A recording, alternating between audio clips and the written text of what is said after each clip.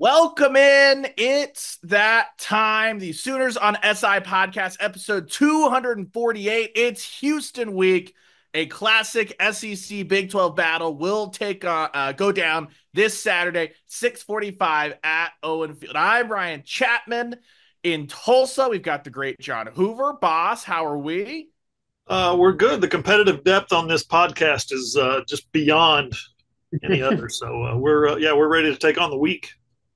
There was a lot of championship strain by Hoove to fight all the traffic in Tulsa to get back to his recording studios and all that fun stuff. A lot of championship strain showed as well by our man Randall Sweet in Oklahoma City as he got the big Booby Feaster story out into the world. Randall, how are you today, my friend? Doing great. Yeah, like you said, Booby Feaster, that's on our site right now. So if you're not sure what we're talking about, definitely go check that out. All-time name, even better player, and will be visiting Oklahoma. Be sure you check all that out as Oklahoma and Houston get it underway this weekend. Gentlemen, it's Thursday as you guys listen to this and all that fun stuff. So you've probably turned the page off of Temple. We have as well a 51-3 victory for Oklahoma. If you missed the post-game podcast somehow, some way, just hit pause real quick. Same feed, go back, listen to that. Come back here. We'll still be here. Same thing on the YouTube page, John Hoover Media on YouTube. If you're watching it that way, hit the thumbs up, pause, go back, come back, all that fun stuff. It'll be Houston this weekend. We talked to a bunch of players on Monday night, Brent Venables on Tuesday. We'll read the vibes, all that stuff per usual. But guys, I think that there is one big question that's dominated the pretty much since halftime against Temple all the way through to this week. And I'm not sure that that question is truly going to be answered on Saturday, but we'll give it the good college try. It feels like all the preseason speculation, all that stuff. I've been on the record saying that the offensive line is going to determine what the ceiling of this football team is. That looks like totally true coming out of week one. There were positives to take pretty much across the board, wherever you wanted to find them, except with that unit, which largely underwhelmed against Temple. We got a few updates throughout the week. On Monday night on Brent Venables' coach's show, he said that Branson Hickman, the center who started the game, played 10 snaps left, looked a lot better than maybe he thought, but he labeled that injury as an ankle sprain in the postgame on Friday. Would kind of be stunned to see him play. Jake Taylor at right tackle sounds like he's going to come back in. We heard that Troy Everett is getting closer, but Brent Venables refused after a follow-up to put any kind of timeline on that. So it's a group that's banged up by injuries, but who injuries aside, are there solutions to this offensive line to get that unit to be something that will be functional in SEC play? Yeah, I would think so. Part of it is having an elite offensive line coach, Bill Bedenbaugh. He's gotten his best results the last few years out of the second half of the season. He's not, as opposed to the first few games, certainly non-conference play, where they've struggled. They have struggled each of the last 3 years, and yet they're still producing NFL guys. They're still putting tackles in the first round and things like that. So there's some holes, I guess, talent wise, when you lose guys to the NFL draft who leave before their eligibility is completely expired. You're having to shuffle. You're having to make pieces fit. You're having to move guys here and there and push certain buttons on other guys and see who you've got. Try to build some chemistry. That's where Bill Bedenbaugh is right now. He's trying to figure out what the pieces are, what their strengths and weaknesses are, where they're best at, which position they're best at. And to talk to Brent Venables in the preseason, it sounded like Jake Taylor won the job in the starting right tackle job in preseason. Then the season rolls around and he can't play. So that upsets the apple cart. Then your starting center who gets hurt in the second drive of the game, big dude from a big transfer dude from SMU. He's got all these all-American conference accolades and all this stuff. He gets hurt on the second drive of the game, throws more chaos into it. And you're shuffling around. You're finding Spencer Brown more snaps than you thought you would in the season opener, and Garen Hatchett, who's been playing guard for you, now all of a sudden he's your number one center with Branson Hickman gone. It's just a mess. And so, is there a solution? Play better. Find out what you can do with these guys. Find out what Spencer Brown's good at. and emphasize that. I mean, playing within the team structure and all that. But maybe, like you said at the top, Jake Taylor comes back this week, kind of solidifies a little bit of that. Maybe Branson Hickman comes back this week if it's an ankle sprain. I told you guys before, those offensive linemen in college and the pros are tough as a boot. They're like a piece of iron. You cannot hurt them, as Drago would say. Randall, go watch that movie. So the fact that he missed the entirety of that game was probably they probably could have, if they're playing for a conference championship or something like that, Hickman probably would have went. But in the context of that game, they didn't need him. The question is, in the context of this game, who are they going to need? And I wouldn't be surprised if Bill Bedenbaugh spends the most of this game maybe looking for some combinations, looking for some who can play right side consistently with Fabechi Weewu, who can play center with the guards that they've got. What your situation is at left tackle between Tarquin and Jake Sexton. You gotta think in this terms, protect the quarterback. That's got to be job one. And if you can find a running game, if you can develop a physical attitude while you're protecting the quarterback at all costs, then that's going to have to come along a little slower. Who you mentioned some of obviously getting healthy. That's a huge solution for this offensive line. I think that goes without saying that you need to, have all your guys healthy to be able to perform at the highest of their ability. But I think that maybe one of the solutions that could be coming later in the season with this Oklahoma offensive line, and something that we've seen the past few years from a Bill Bedenbaugh offensive line, is that some of these young players, if those guys are able to step up and develop throughout the season, those guys are able to kind of secure spots, earn spots in the starting offensive line. Maybe that's how Bill Bedenbaugh's line improves. Maybe that's where those solutions come in. And not necessarily just true freshmen like an Eddie Pierre-Louis, who we've heard a lot about, but maybe that means a Heath Ozeda or Logan Howland, some of these other young guys that have been in the program for a year or maybe just this offseason. If those guys can get up to speed quickly, if those guys can develop well under Bedenbaugh, well enough to get into the lineup and make a difference, then maybe that's where some of those solutions come from. Because again, think about Oklahoma's offensive line last year and even in the past, that's where some of the improvements throughout the year have come from, kind of putting some of those guys, the younger guys in there when they kind of get up to speed with the playbook. Now, obviously, it's important, to have a cohesive unit that's played plenty of snaps together. So you need to start figuring out who those guys are quicker, especially this year where you're playing in the SEC rather than in past years where it's Big 12 competition. Yeah, I think health's a huge part of it. And if you listen to the Oklahoma Breakdown, Gabe Eichert, obviously the authority on offensive line play, but he put out even Garen Hatchett. We all see the massive brace he has on his left arm as Gabe's going back there and watching it. And he's got an even better eye for these little intricacies than all of us do, obviously. He's talking about, like, look, man, if I'm sitting back here and I can see that Temple is attacking one arm of Garen Hatchett, what is every SEC defensive line going to do? And you cannot have that guy even at guard. If he's playing one-handed, I don't even know if he can manage at guard where he started on Saturday or Friday, excuse me, up until the point where the big musical chairs happened. So if Jake Taylor comes back in at right tackle, maybe that solves your left guard situation because then you can roll Tarquin, Sexton on that left side, and those are guys that have two healthy arms right now. You can have Jake Taylor on the right side, but where my big concern coming out of this thing right now is this maybe the worst the offensive line will play?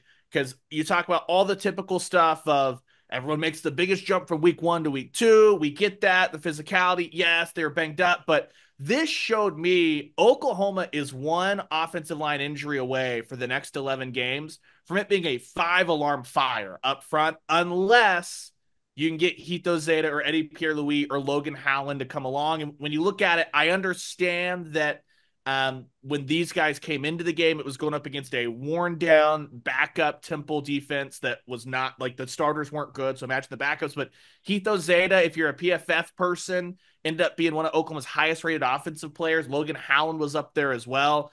I just don't understand why they're to the point where if the center goes down, suddenly everyone but Fabechi Weewu was playing a different spot along the offensive line, as opposed to just, it wasn't Josh Bates in a battle with Branson Hickman. And if he was hurt, then maybe we'll find out when the availability reports come out.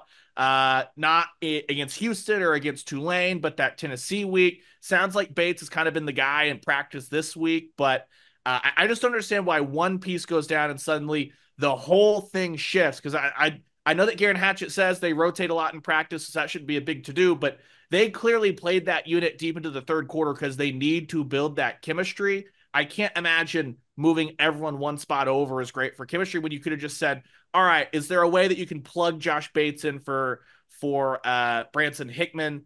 They need to get somebody rolling at left guard who, and it may not be anything for Hatchett's fault, but if that arm's not able to go, and we saw what it looked like against Temple, and one guy can sink the whole ship. If nothing else, I understand the thought process of Tarquin at left tackle, Sexton at left guard. Those guys know the system. Mentally, you're not going to have busts. And if Tarquin gets overpowered, at least you know you got to throw Jake Roberts out there. You got to have a running back on that side. You can scheme around those kind of things. You can't scheme around what we saw a couple of times with Vechi Weewu and Spencer Brown on the right side, which is either miscommunication or just one guy's setting out wide. Like it's just that was bad, and you can't have that against Temple. They got 1 week to mop that up before I really start panicking because they started the season banged up. I don't see that an offensive line magically being a situation where they are now suddenly perfectly healthy because these guys are taking hits every day in practice because that's what you have to do as an offensive line.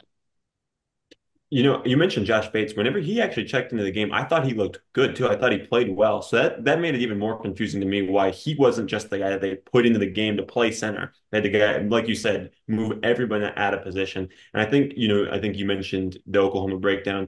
Gabe gave he said it perfectly.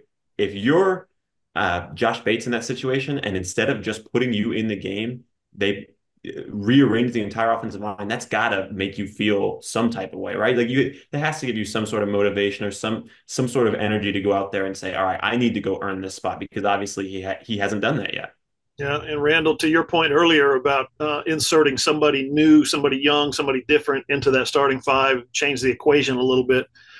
Just look at last year where the offensive line played pretty poorly the first 4 or 5 games of the season. Insert Caden Green against Texas, and look how that changed the tenor of the entire offensive line. How physical, how effective they were at blocking, how the running game improved. The pass pro certainly improved on that side. Of course, he's gone now. I can't do that, but I think that is a great illustration for what could come down the pike. What guys that are currently backups or down the depth chart a little bit on Bill Bedenbaugh's depth chart, they could somebody could find themselves inserted in there. And like you said, maybe it's a freshman, maybe it's Eugene Brooks, somebody like that. I remember Isosa practiced at center there all spring. He's been the third stringer all spring. So if it's not Bates, and if Garen Hatchett is banged up, and if Branson Hickman has a sprained ankle, maybe it's Isosa, somebody like that. So absolutely, youth could change the equation here because this is a very talented sophomore, redshirt freshman class and freshman class that they have. Yeah, they're waiting in the wings for Troy Everett. If they can get him back and he can at least be on that depth chart at center to where you're not having to rotate everything around, I think that would be huge for this offensive line. But you're looking at a couple of things. If Jake Taylor persists, they've got to have a different solution than Spencer Brown. I hate to be that harsh, but whether it's Logan Hallen, whether it's playing Tarquin and Sexton back at tackle, whatever it is, they got to have a better solution there. But that also then means, okay, that means you got to have Hito Zeta or Eddie Pearley or somebody be ready to go at left guard. And heaven forbid Fevechi Weewu go down. He's been the only guy that from the start of spring, it's like, that's your right guard. Everything else is up in the air. We know that Sexton's going to start somewhere. It's just a matter of where, other than that. So it's not a good situation for them to be. Like, I don't see that unit being good, like great by Oklahoma standards at any point this year. They've just got to get that group to where you know what you're going to get and you can scheme around it. And out of week one against an awful Temple team, that was a big old F for me. And I know that a lot of that has to do with availability, but we can only see what can actually make it out on the field on Saturdays. And like I said, if you're banged up going into the season, you're going to fight that for a while. So that'll be something that I think everyone's going to be drawn to this week against Houston when that thing gets rolling on Saturday night. We did speak to a bunch of the defensive guys plus Garen Hatchett. We spoke to Brent Venables this week. Was there anything else that stood out? Because Hoover and I had a pretty long conversation on the ride in on Tuesday about it was a weird, you don't think about this part of the job, but a weird strategy of what do we want to ask about this week? The offensive line, if it's that health related, do you want to give another, what do we do? So what you end up settling on, what stood out to you this week, who from Brent Venables? Yeah, there was a number of storylines I thought we could pursue, and just from a generating fan interest and traffic and what if fans really want to read about. I've been doing this, guys. Next year will be my 40th year. You can never go wrong, and I've had sports editors down through the years tell me this, reaffirm it for sure. You can never go wrong with a quarterback story. Everybody wants to read about the quarterbacks. So that was one of our stories, was just in terms of what I kept seeing on the television replay when I watched it on Sunday, was assistant quarterbacks coach / GA grad assistant Ty Hatcher was sitting on the bench with an iPad, and he had quarterbacks all around him. He had one here, he had one here, he had one standing behind him, and they were all gathered around this iPad, and they were huddled. Every time the defense was on the field, every time there was a timeout, the camera would show, the end zone camera would go over to the sideline, trying to get Jackson Arnold, right? But you get the whole group. Everybody is like, what are those guys looking at? So they're breaking down plays on the iPad, which is a new thing in college football this week or this year. So I thought that was really fascinating. Just the visual that we kept getting, probably a half a dozen times or more, of those guys sitting on the sideline looking at the iPad. I thought that was cool. So I wanted to ask Brent about that. But we all know the main story is what we just talked about for this team, and that's the offensive line. But maybe the most interesting story, or the most impactful change that they've made, is at the kicker position, where Tyler Keltner banged a 50-yarder, a 40-yarder, and then a short one, didn't miss any PATs, has completely won the kicking job, which cost them, as you know, 4 games in 2022, or at least the ability to be tied at the end of games in 2022. Was not clean last year either. So in terms of winning games, Ryan and I are like, we're going over the stories on Tuesday before the BV press conference, and we're like, the most interesting story might be the kicker. The most important story is probably the offensive line, but the one everybody wants to read about, of course, is quarterbacks. So I went with quarterbacks because I'm a sap for quarterbacks. Brent, what I asked him specifically was, tell me about Ty Hatcher, his, coaching. He's a young grad assistant, but it's really, think about it, for that position, for a grad assistant to be the guy on the sideline with the iPad that all 3 quarterbacks are gathered around, right? That's pretty impressive for a grad assistant. You don't see that very often. So I was really interested in him explaining a little bit about Ty Hatcher, who he was, his background, his coaching acumen. And Brent took it as, oh, good, I get to talk about the iPads now. And he talked about the iPads for about 5 minutes and how he doesn't mind them, but he's one of those rare coaches. I don't know how rare they are. I think he's in the upper percentile of coaches who can watch a game and then recall everything and see everything and know where the blitzer came from. I'm like, I'm up in the press box and I'm trying to figure out where that blitzer came from. Brent's down on the sideline right up against it, and he can see where the guy's coming from, what lane it is, or who picked him up, or whether he slide stepped, or he's unbelievable with how much he can see. So Brent's like, yeah, these iPads, he didn't say this. These are my words, not Brent's.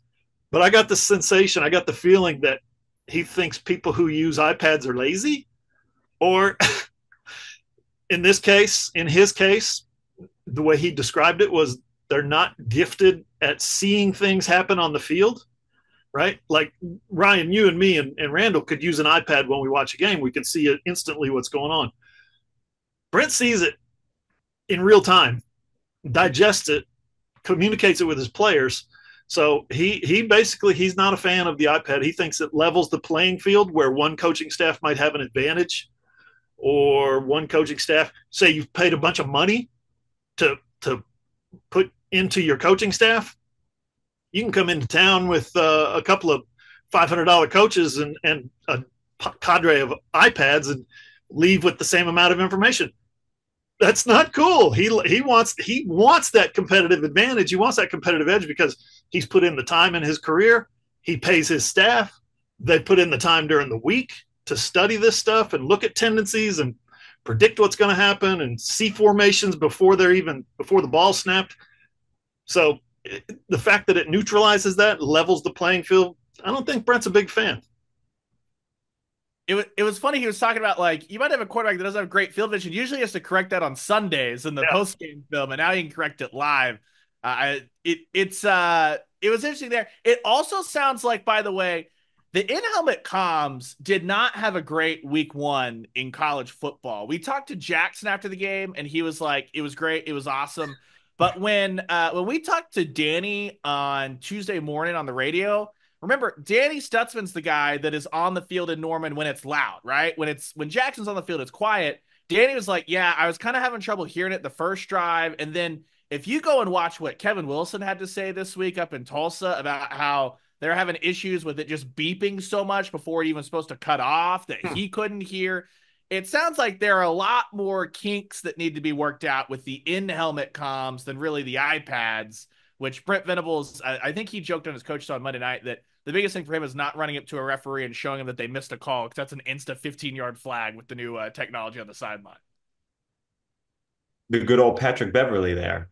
Yeah, exactly. I can't wait to see Brent Venables on a scorer's table after be like, "I called that play. We Yeah. stole that I sign." just want Mike Gundy to hire Connor Stallions now to run their iPad and their helmet comps because that's going to be something that he took a shot last week. It was pretty funny, Gundy did. But you're right, man. This new technology, it's like they're drinking from a fire hose, and they're having to absorb everything all at once. It's like there's no adjustment period. There's no figuring it out. It's okay, guys. It's game day. Here are your iPads. Have fun.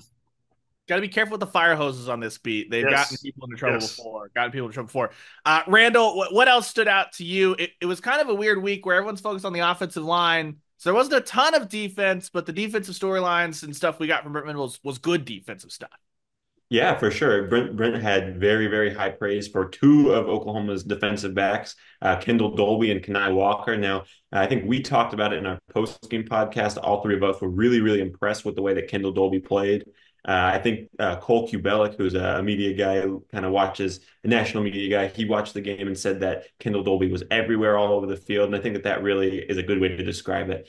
He's making plays, in the secondary. He's coming up and making sacking the quarterback. He's stopping the run in the backfield, just kind of doing a little bit of everything for Oklahoma's defense.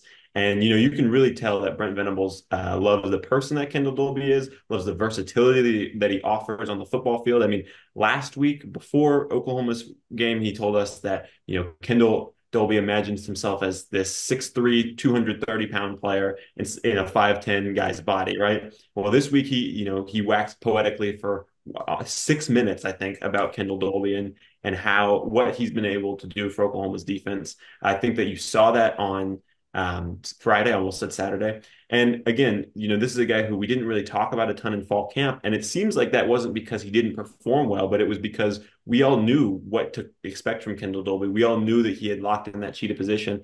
And I think that he showed us that. And Brent Venables kind of echoed that sentiment this week. Brent seemed really happy with his performance, not only this week, but just kind of in general. And then hearing from both Brent and Kenai Walker about the personal growth that Kenai has kind of experienced during his time in Norman was really cool. Brent talked about, him going through a lot of things in his personal life that a lot of young people haven't had to deal with, and that Kenai has not only been able to, take those things in stride, but handle that while growing and becoming a better football player. And I mean, while we might not be as privy to the personal side of that. I think the side of him as a football player, we've definitely seen that growth. Thinking back to the guy who played 60 snaps in his first year at OU to a guy who was a rotational guy last year, but had some missteps in his game, maybe wasn't a fan favorite, to now someone who Brent Venables raved about all offseason. His teammates have raved about.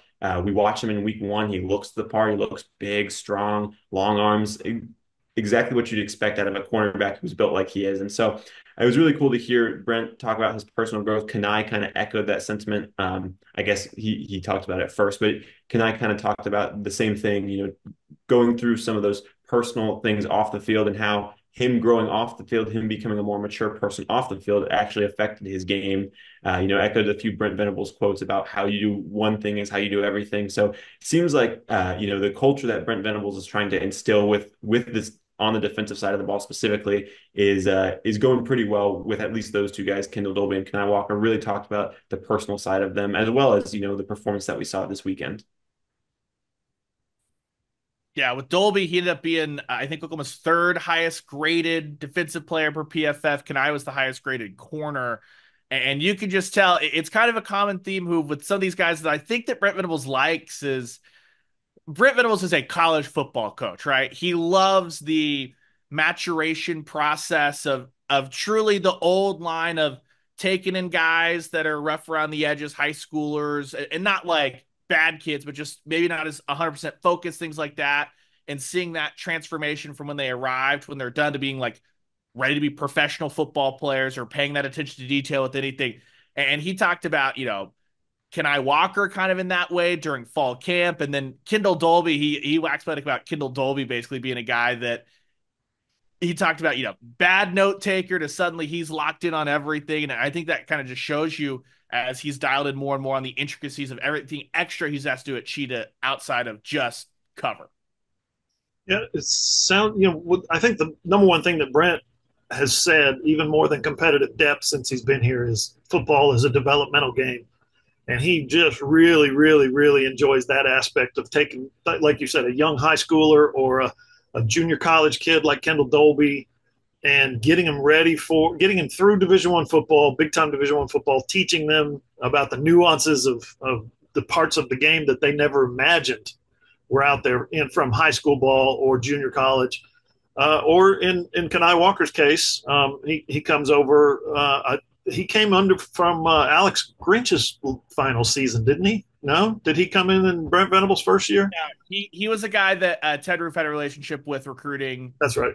Back in his Yeah. in Georgia, and he was at Louisville. And he came over with the first Venables defense. Yep. Yeah. So the fact that Brent takes these guys that are unpolished kind of gemstones and really, cuts them and gets them to look good, gets them to play good, gets them to understand parts of football that they never understood before. He loves that stuff. So absolutely, football is a developmental game, and Brent Venables has become a little bit of an expert at that, obviously.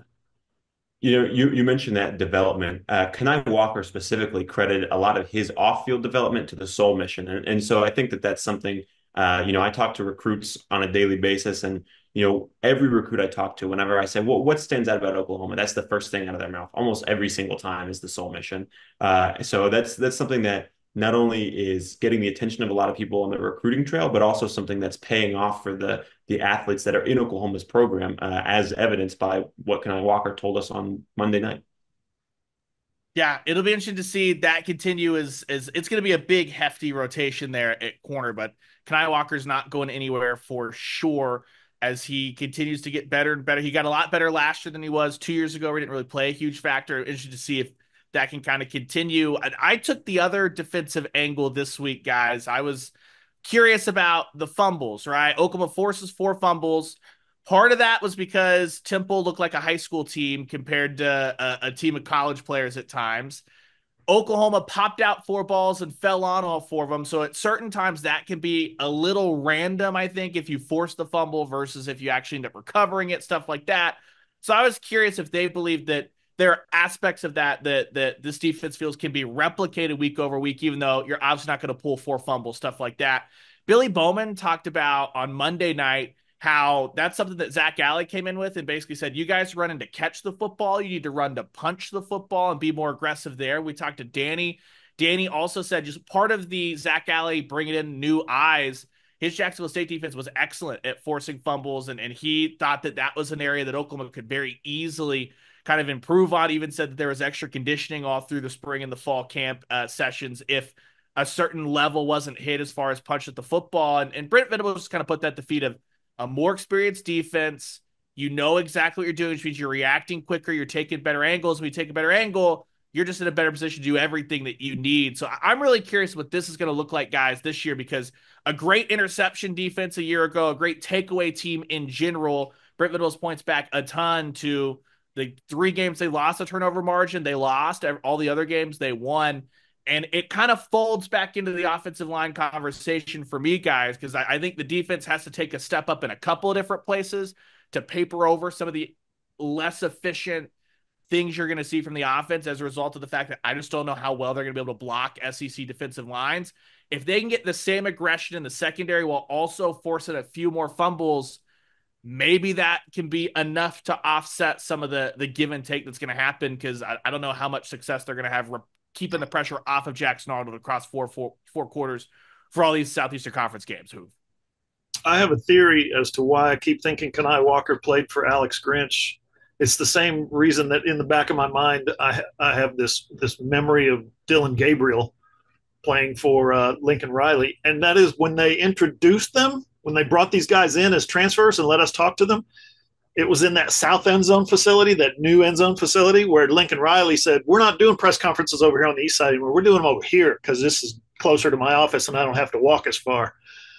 And so when we first got to talk to some of those 2022 transfers, in my mind, it was in that room. And I'm like, was that Lincoln Riley's era? No, it wasn't Lincoln Riley's era. It was 2022. It was Brent Venables' first couple of press conferences or whatever. So, yeah, the old man's mind is confused, but clears up every once in a while. Back when we got to talk to coordinators and position coaches during the spring. Yeah, remember those days? I did. You guys might. I don't know if you caught me or not. I walked off with Brent. I followed him to the elevator. Just asked a couple of follow-up questions on, Jack Lowry, the assistant quarterbacks coach, and stuff like that for the story I was working on. And he just was like, he was gushing about him and Ty Hatcher. And he was like, those are great guys, great coaches, great football minds, great young football minds.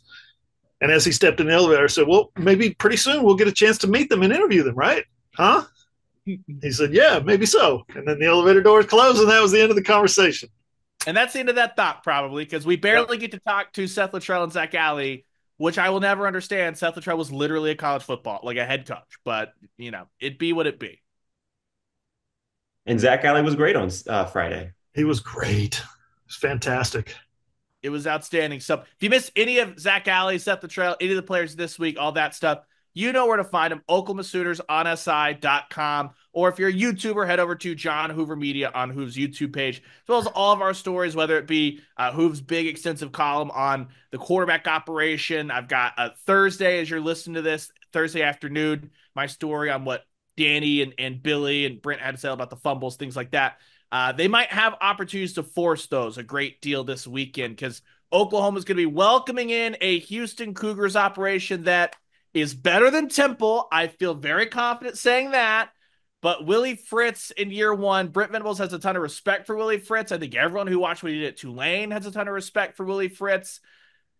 This is basically a year zero at Houston, though. The Cougars went out there. They hosted UNLV in their opener, lost 27-7. That only touchdown came with about a minute left. It was the backups that were in. Houston only had 3 offensive drives of more than 30 yards. That's not good. Donovan Smith, I know he was at Texas Tech, but he was pretty atrocious. Houston struggled to throw anything down the field. A lot of that, it seems like, stems from their offensive line. They had under 100 total yards in the first half because it feels like this offensive line, they've been described to me as soup cans for Houston. And I don't think that this Oklahoma defense should look much different than it did against Temple. So we saw a lot of great interior pass rush. Does this need to be a game where maybe the defensive ends show off a little bit more? Ethan Downs had a couple of really nice plays. One we referenced immediately in the post game was the fumble that he forced. It feels like R. Mason Thomas was disruptive, but outside of that, all the sacks, all the pressure came from either Kendall Dolby or Samuel Omosiga rushing in, or the interior. Not a bad thing, but you'd like to see that bolstered by more uniform pressure against a really bad Houston offensive line. Yeah, when you watch the game, you zoom in through your binoculars and ISO a player here or there. R. Mason Thomas, Ethan Downs a couple of times, PJ Adebawore. There were times where they were just like not doing anything, right? I mean, these are guys who are immensely talented. We know how hard they work. We know the talent that they have. It's been evident the past few years. And you're just wondering, okay, like that meme where you're poking it with a stick, just Come on, do something. You want somebody to go around the edge and get the like Grayson Halton sack. He came around the edge. The guy tried to block him. He put his hands on him. He threw his hands down and he crushed the quarterback. I want to see some of that. And maybe it was a game plan situation where Brent talked about. Yes, it was intentionally vanilla. We don't want to show too much. But I would think anytime you got a chance to sack the quarterback, whether it's Houston or Temple or Tennessee or whatever it is, you want to drop him. So I just didn't see a lot of that pin your ears back type of aggressiveness. Maybe they were just trying to play the edge, safe and not give up any big plays. Yeah, it's interesting because all throughout fall camp, we heard from Brent and from some of the other people that Caden Woolard had looked really, really good. And not to say that that's not true, but I mean, he was almost a non-factor on Friday night. I don't remember Caden Woolard making any plays or really getting any big pressure that I can remember. And again, I'm on the field, so it's a little bit of a different view than you guys are getting in the press box, but I don't remember Caden Woolard making a big impact. Same thing with PJ Adebawore, a guy that a lot of people were really eager to see, especially in the season opener. I've got a lot of questions from OU fans about, well, do you think PJ Adebawore is just not very good? And so I think that's it's interesting to see the trajectory with PJ specifically. Obviously, Caden Woolard, he's a veteran guy. He's played a lot of football. Probably just needs to maybe settle into the Brent Venables defense. But I do think that that's an interesting point that you brought up, Ryan, especially because behind the guys like R. Mason Thomas, Ethan Downs, you've got veteran players that you think can rotate in like a Trace Ford, like a Woolard.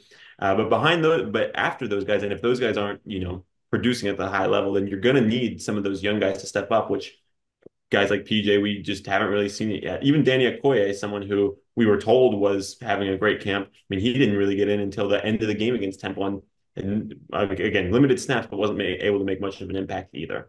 Yeah, I'll add this real quick, Ryan, on PJ. When I was in Orlando for the high school All America, the Under Armour All America game, I was at every practice that week. I was in Orlando for an extra 5 days, and I got to meet PJ, talk to him, get to know him a little bit, and then of course I got to see him practice every day.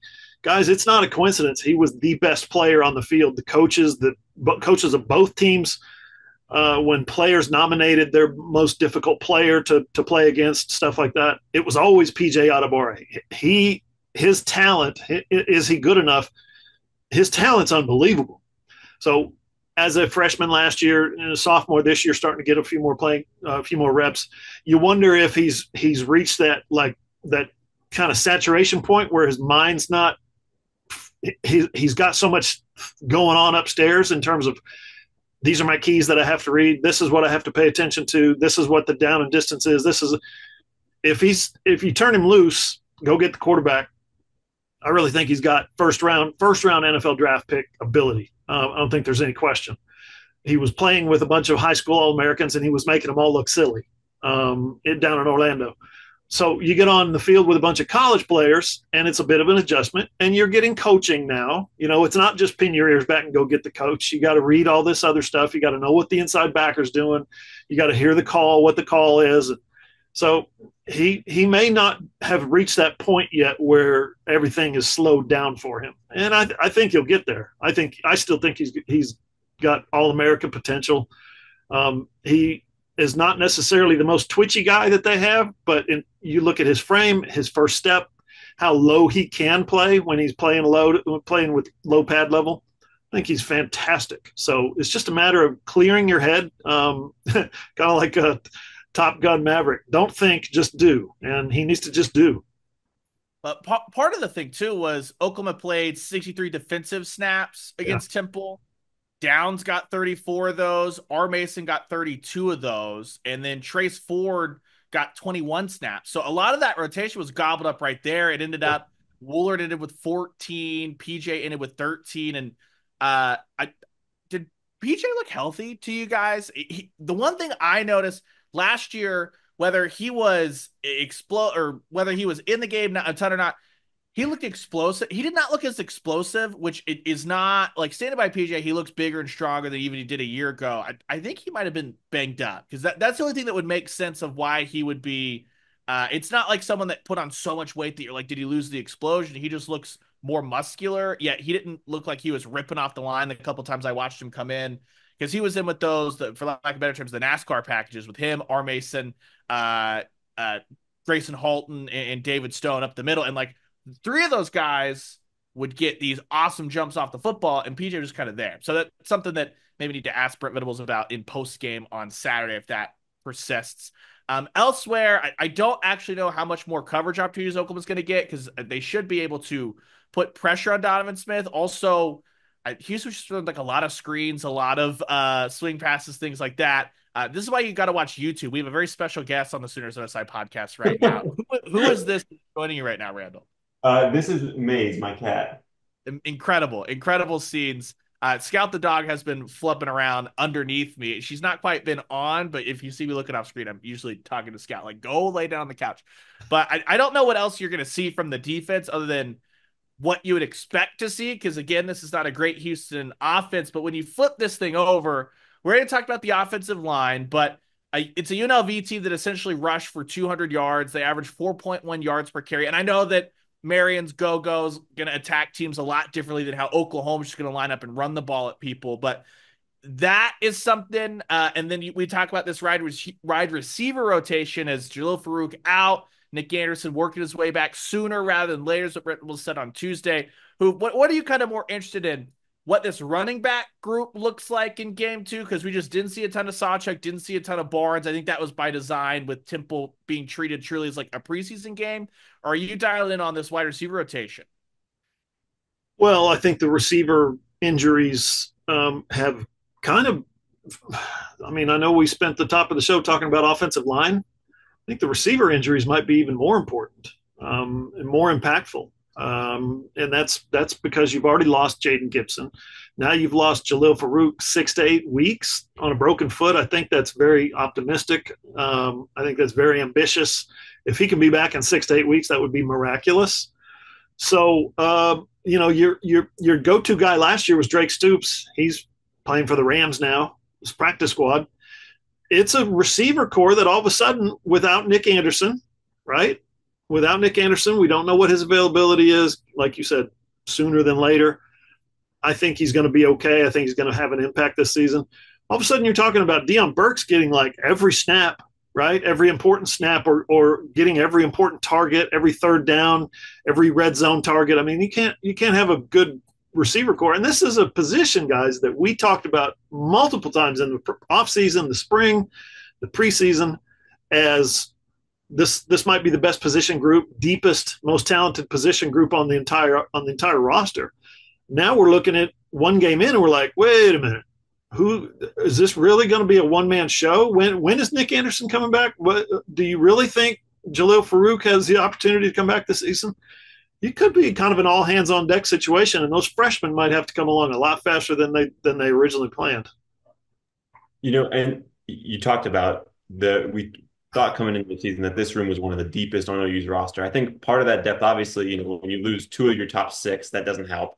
And then, J.J. Hester coming in and dropping two passes in the season opener doesn't help either. Obviously, Oklahoma didn't attack down the field very much, but Brennan Thompson, 4 catches for 15 yards. He dropped a pass as well. So I think that obviously Brennan Thompson in theory is a great receiver. You've seen the speed that's obviously there, but can in practice, can he be the consistent wide receiver on a game-to-game basis that you're going to need in the SEC?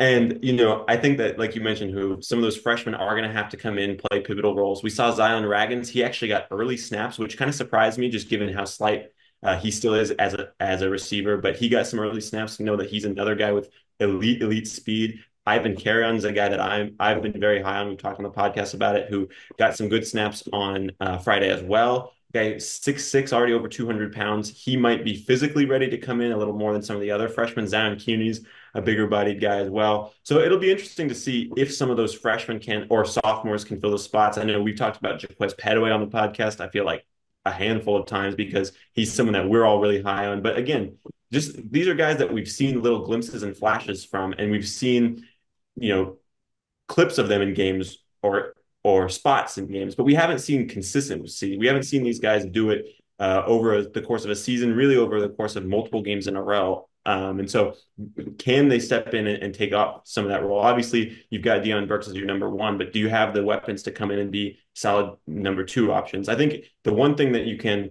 be thankful for if you're OU this year is that you have at least more reliable tight ends to throw the ball to, so you're not completely relying on the receivers through that passing game. Yeah, I'm not super like panic button yet about the wide receivers for exactly what you talked about there, Randall. Bauer Sharp's going to be a bigger part of this offense than Stogner was. Jake Roberts going to be a bigger part of the offense. If Cade McIntyre can stay healthy, I think he's got a role to play. Then also something we just didn't see a ton of last year. We saw, even if it was ultra vanilla, Seth Luttrell might have used more two back sets in one game than we saw for like all of Big 12 play a year ago. And so I truly think between Sawchuk, between Tatum, there's going to be yards to be had for that wide receiver, or just receiving as a whole out of the backfield. But you still need that wide receiver room. And I thought one of the bigger developments that actually came out of Brent Venables' press conference on Tuesday was him confirming that Jaquez Petaway had been a little bit hampered by a hamstring injury. That's why he played fewer snaps than maybe we thought he would have in that opener. He'll be close to a full go, he said, this week, and he can play inside and outside, which is expected development. I know I've beat that horse a lot this offseason, but it was just good confirmation that that's something there. But I wonder how quick Emmett Jones will be the hook with JJ Hester. I mean, he had two, just one of them was, he was trying to fight through hand fighting, stuff like that, but you can't be struggling with fighting through hand fighting against Temple's secondary. What do you think that the secondaries you're going to see the rest of the year look like? Then just one of them is a flat out drop. Same with Brennan Thompson. Brennan Thompson's always going to have a role on this team because he can just run in a straight line and no one can stay in front of him. But you got to catch the football. I think it'll be really interesting to see because otherwise, I wonder how quickly that, hey, Zion Reagans, you got a chance now. Zion Kearney, you got a chance now. I think Carry-On would be a really nice addition if he could just give Oklahoma something, because if it's Reagans and Burks and Nick Anderson as your primary three, that's just a really small wide receiving core with Burks and Reagans, even though Burks, I think they're just scratching the surface of how much they're going to use him, because I think that was part of it being Vanillas. Let's not give away all the tricks against Temple with what you want with Deion Burks, for sure. I'm just Petaway will have to be that guy. Remember last year, season opener, 9 catches, led the team. He did most of that work out of the slot as Drake Stoops' backup, but he's a guy that, yeah, he's got speed and physicality. He's got a just frame wise, he's a lot thicker than you think. He's a lot stronger, more explosive than you think. So I think he can play that, like Brent said, either outside or inside position. We may have to turn the football over to Randall's cat. The cat is stealing the show, Randall. Active hands, physicality at the point of attack. That Quick point of as a attack, cat. unfortunately, you're chaired. Yeah, she has decided that now is the time to show off to everyone, I guess. But you talking about the receivers, I just want to throw this out there. I can think of two Oklahoma receivers that transferred last offseason, Gavin Freeman and LV Bunkley Shelton off the top of my head. Given what we know now, would those guys be factors in this receiving room, or would it still be kind of the same position we're in, where we're just waiting to see more from unproven guys? Yeah, I I I don't don't think know how they. much those guys would help this year.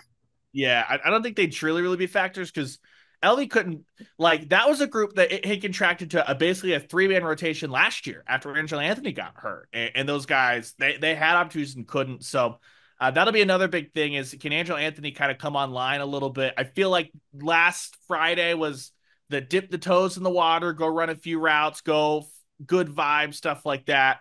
I wonder if they make it kind of a concerted effort to get him the ball 3 or 4 times, because I think he only had the 2 targets against Temple, and that's kind of be expected for a guy that is under a year out, creeping up on a year from that knee injury. And I do think it'll be interesting, DeMarco Murray coming back in.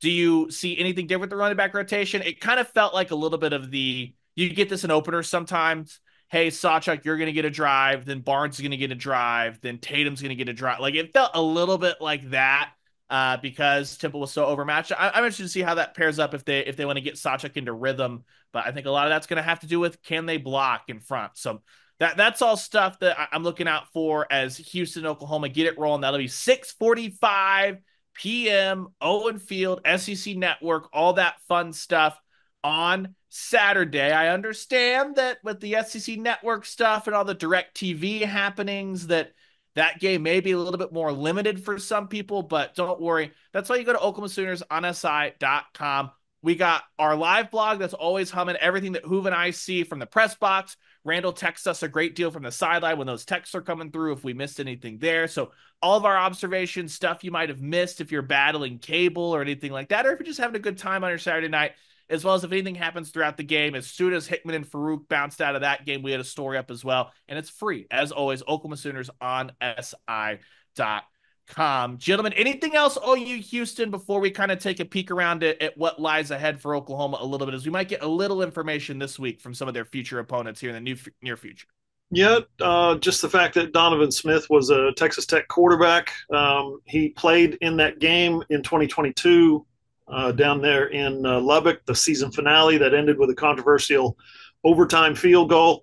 He caught a pass for 15 yards. Tyler Shuck was the quarterback of record and went the distance in that one. So he didn't quarterback, but, he had 20, gosh, I want to say almost 2,000 yards passing that season, or maybe it was 2021. But he's a guy that's very talented. He didn't show it last week against UNLV. He only completed 50% of his passes. Running game only generated something like 36 yards, 38 yards, something like that on the ground. So their offensive line, Randall, not good. But this is I think Oklahoma's 29 and a half point favorite. This is a game Oklahoma needs to win like they did Saturday convincingly. Despite whatever flavor the game plan might be this week, they need to win this thing convincingly. Yeah, Donovan Smith, he does in theory have a little bit of that dual threat ability, more than Temple's quarterback did, where he can stretch the pocket a little more. So maybe that provides some more strain on Oklahoma's defense. But like you mentioned, I think that it shouldn't be too difficult of a task for Oklahoma. One thing I wanted to mention on Donovan Smith, though, former Friendship High School in Lubbock, Texas quarterback. So I am familiar with Donovan Smith's exploits even before his time at Texas Tech. Got to see him some there. Good athlete, played some wide receiver in high school as well. So a guy who can do multiple things, big kid, 6'4", 6'5". So someone at least will give Oklahoma a little bit more of a test on defense than what they saw last week. Yeah, I don't know if he'll be able to have any time to do anything with that offensive line, but he's a guy that at least has played 20 plus Big 12 games. So poor Forrest Brock, he looked totally overwhelmed by the atmosphere, by the defense, by everything. And as a result, the secondary did not get a test last week. So just need to be better in or continue to be good in coverage, because Donovan Smith's at least capable of hitting the tight end that was wide ass open on Hardy's touchdown or interception. Excuse me. It could have been a touchdown. It was not, but that's neither here nor there. That's a little bit of nitpicking. Before we get out of here, I do think it's actually a pretty interesting week around the league in the SEC. I think that you're going to get to learn a little bit or a lot actually about some of the teams that Oklahoma has up. The first three conference games the Sooners have, we've talked about it a ton. Tennessee, at Auburn, bye week, and then Texas. Texas heads up to the big house, and as much as Michigan lost on that offense and what they're going to try to do and try to put together what I kind of classify as maybe a Tom Herman, Sam Ehlinger-esque game plan to shorten that game against Texas, I think we'll truly learn. The defensive front looked really good for the Longhorns against Colorado State. I don't know what Michigan's offense can do through the air, but Alex Orji is pretty good running the ball, and they're running that 2 QB system. We'll figure that a little bit more about that. Tennessee has NC State. NC State obviously survived a scare week 1. I wonder how much of that is completely overlooking Western Carolina, preparing for Tennessee while also having a new quarterback in Grayson McCall in there. But Tennessee looked as buttoned up and as machine as you'd like in week 1 against Chattanooga. Chattanooga stinks, so they'll get an actual living, breathing opponent. And then Auburn going to play host to Cal, part of this huge stretch that Auburn has opening the season with, I think it's 5 straight home games. Then they don't play at home at all in October. Auburn, another team that curb stomped their opponent. They've just played Alabama A&M. I'm going to be pretty locked into all 3 of those games, even though we'll have to watch Tennessee and NC State back the next day as that's going on. Heads up with the Sooners, because Hoover, I think there's legitimately a lot to be learned about all 3 of Oklahoma's first SEC opponents coming out of week 2. Yeah, obviously, I'm looking forward to seeing Texas play Michigan. It's like you said, that Texas is loaded on offense. Michigan did lose a ton from the national title team last year, but they bring back a ton of talent on the defense. As ESPN and DirecTV are in a you-know-whating match on my rooftop on the house right now, where the satellite dish sits. I was able to find my Fubo login, so I already set the game to record, or the network to record like 6 college football games on Saturday, most of them on ESPN. So screw those guys, let them fight over their billions. I just want to watch some football. Man, that makes me mad. But I just want to don't try to forget watch the US Open. Oklahoma State. Don't forget Oklahoma State, Arkansas this weekend as well. That's a Yeah. big time SEC game. And then, hey, SEC play opens up on Saturday as well. South Carolina at Kentucky. That's when we'll know, guys, the actual what's it called? Availability report, not injury report, but availability report. That thing goes live actually tonight while we're recording this. So when you listen to this podcast on Thursday or watch the YouTube video on Thursday, we'll know Wednesday night what the early, not injury report, but availability report is coming out of that game, South Carolina at Kentucky. Sorry, I was muted there, but I think that this week's slate is really interesting. You pointed out Texas and Michigan. Texas, I'm really interested to see how their offensive front handles that Michigan defensive line because obviously Michigan's got some real dudes up front, real good players, guys that are going to be in the NFL. So Texas is supposed to have some high level offensive linemen. I'm intrigued to see how those guys match up against each other, especially because it looks like one of the strengths of Oklahoma's team is their defensive line, especially on the interior. So if Michigan's front is able to have some success against Texas, that probably is an indicator that maybe Oklahoma could do the same. But we'll see. I think also vice versa. If Texas' offensive front has a lot of success against that Michigan defensive line, then that's a good indication that Texas is going to be a real threat in the SEC this year, even more than I think people already imagining. And I think Auburn and Cal is really interesting too, Ryan, especially because some of the transfers that Auburn brought in, we'll get to see them play against, again, a real FBS opponent. And I think that there's a wide spectrum of outcomes expected for Auburn's season. I think that some people think that they're kind of a sleeper team that could have a solid year in the SEC. Other people don't really think that they'll be much of a factor in the league. And so I think that this week, seeing them play an FBS opponent in Cal will really give us a better sense of where on that scale they are. Yeah, and it's like I hadn't mentioned, Oklahoma State and Arkansas just because we'll be locked in as college football fans. Oklahoma doesn't tangle with either one of those teams on the schedule, right? But a little knock-on effect. Follow with me. We're gonna have to get some yarn out. Auburn plays Arkansas next week. That's one of the other games that they've got before Oklahoma kind of comes to town, and so that's another one of Arkansas beat the tar off of Pine Bluff. No disrespect to our friends in Little Rock or Fayetteville or whatever they happen to be located that week, but I don't think that Pine Bluff's a great measuring stick for if they're going to be a lot better or worse. Oklahoma State absolutely is, right? Someone that all three of us had picked to either be in the Big 12 championship game or maybe miss out by merely like a game, a matchup throughout the regular season. Someone that we all think very highly of. What does that Arkansas operation look like in Stillwater? Because then next week is Auburn's taking on Arkansas. It gives us a little bit more information of, is that a really bad Arkansas football team? Is it an explosive offense? All that as we just try to gather all the little crumbs we possibly can, seeing as there's no, last year data for Oklahoma against a bunch of these SEC teams, obviously, to compare against. So just excited to get some conference play rolling in. And hey, as you know, all three of us in our big preseason prediction show, I think we all might be drawn dead with one of our ACC championship game picks. All three of us picked Florida State to go to the ACC title game. The good news is we're not alone in being very disappointed in the Seminoles. Shout out to Mike Norvell and that crew for getting their butt beat. I'm actually upset at them. They made the Georgia Tech win look a little worse by going out there and letting the exact same thing happen to them against Bill O'Brien and Boston College. So screw that. Screw Florida State. Hey, I think I picked Miami to win the ACC. That looks pretty good right now, given what the way the rest of their conference has performed thus far. Yeah, Absolutely. I'm with Randall. Let's pick the Canes. Absolutely. So, all of that, I can't wait to take in another full day of college football this Saturday. 6:45 though, actually well before. The live blog gets going about 4:45-ish. We'll have all your pregame availability stuff. That is the place to go as soon as the team starts coming out. Hoover and I are in the binoculars trying to figure out, is Jake Taylor dressed? Is Troy Everett dressed? What is Nick Anderson doing? All that stuff. It goes up in the live blog.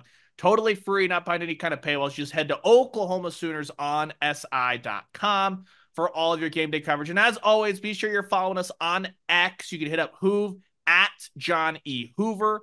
I'm at _ Ryan Chapman. Randall is Randall Sweet 5. We've also got Bryce, our guy, at McKinnis Bryce, and then Dakota at Dakota Gregory, as well as the big overarching handle Sooners on SI. Hit it up there. And if you're following us there, it is quite literally impossible to miss anything we fire out into the world because Hoover carpet bombs the timeline twice a day, at least over there, which is a good thing, indeed. But gentlemen, anything else before we break out here? I'm on the clock. I've got a big matchup tonight.